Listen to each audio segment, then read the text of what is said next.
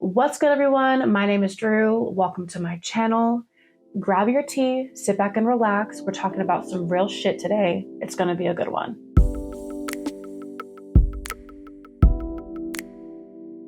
So when it comes to the topic of manifestation, some of the key things that we hear the most about manifesting successfully is that in order to do so, you have to have a high vibration and cultivate a more positive mindset.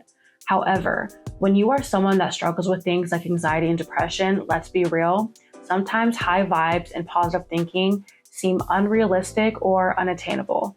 So today I'm going to give you some tips that may be able to help you on your manifesting and your spiritual journey.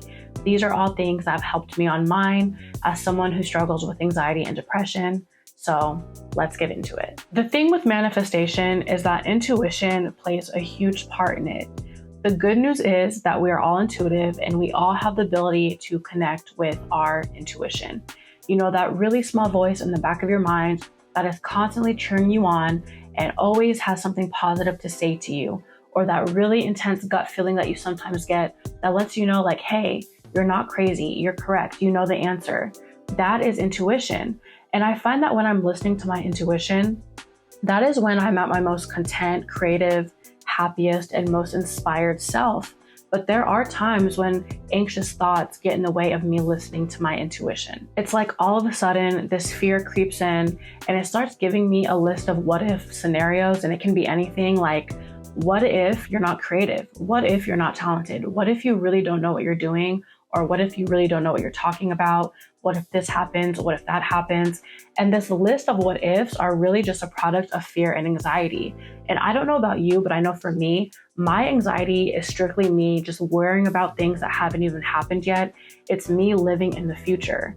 So how do I combat this? So the first tip I'm going to give you is to get down to the root and start practicing reeling yourself back into the present. I talked about this in my last video on limiting beliefs. I'll put it somewhere up on the screen just in case you want to check it out. But essentially, these negative fears and these what if scenarios that sometimes take over our minds are simply not real. There is often no evidence to support these negative thoughts that we constantly tell ourselves. And the best thing that you can do when you find that you're in a constant pattern of negativity or that you have high levels of anxiety is to first acknowledge that it's happening to you. Once you begin to acknowledge the fears that are popping up for you, that's when you can ask yourself the bigger question, which is what exactly are you afraid of? I mean, ask yourself that question and even go as far as writing down anything and everything that pops up for you. This exercise is a type of shadow work. And by asking yourself these bigger questions and facing your shadow, you can get down to the root of what is causing all of these fears, these negative thoughts, and this high level of anxiety. And getting down to the root is important because once you find the root, you can pull it out completely. It's kind of like a weed. When you go out to tend to your garden and you're gonna pull out a weed, you're gonna wanna make sure you pull the weed out from the roots and all. You're not gonna pull the top half of the weed out and keep the roots in, because essentially what's gonna happen is it's gonna keep growing, it's gonna keep coming back.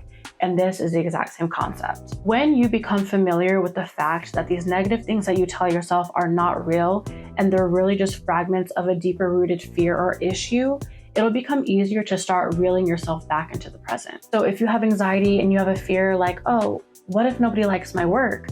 Well, unless someone is standing right in front of you telling you to your face that they don't like your work, it's really just an irrational thought. It's not happening, it's not real.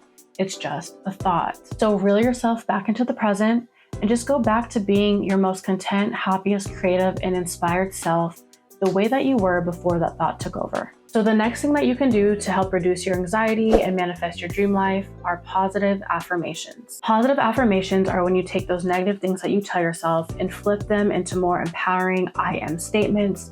So for instance, if you're constantly telling yourself, oh, I'm not creative, you can flip that and say, I am my most creative self. However, in my experience with dealing with anxiety, I've had to find a way to kind of go about my positive affirmations a little differently, because what was happening was every time I would tell myself a positive I am statement, a little angry voice in the back of my mind would chime in and disagree with everything that I was saying. So for instance, if I was like, I am so talented and everyone loves my work, that little voice in the back of my mind would be like, no, you're not. What are you talking about? Like, no, you're not. Nobody cares about you. Or no, you're not talented.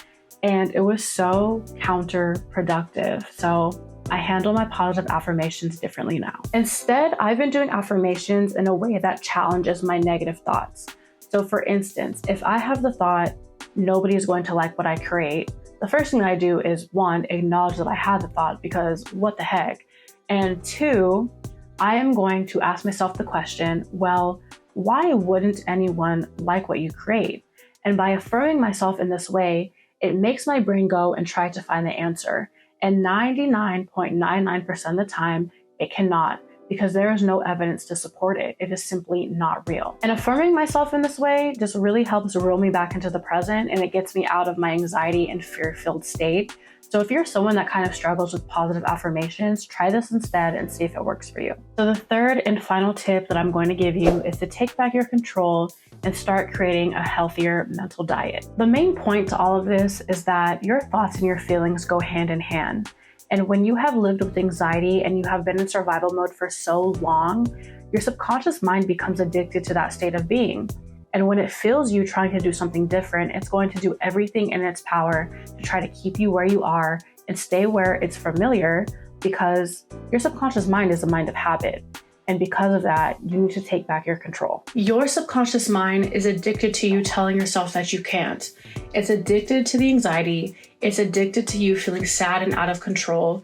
Therefore, it is important to start creating a healthier mental diet, which means to take back your control, monitor your thoughts, and start feeding yourself positivity. Whether that's the affirmations we talked about earlier, or listening to inspiring podcasts, or reading self-help books, or even just surrounding yourself with positive, empowering people, just get back into the habit of taking back control of your thoughts in your life. Stop entertaining negativity and stop allowing your fears and your anxiety to guide you.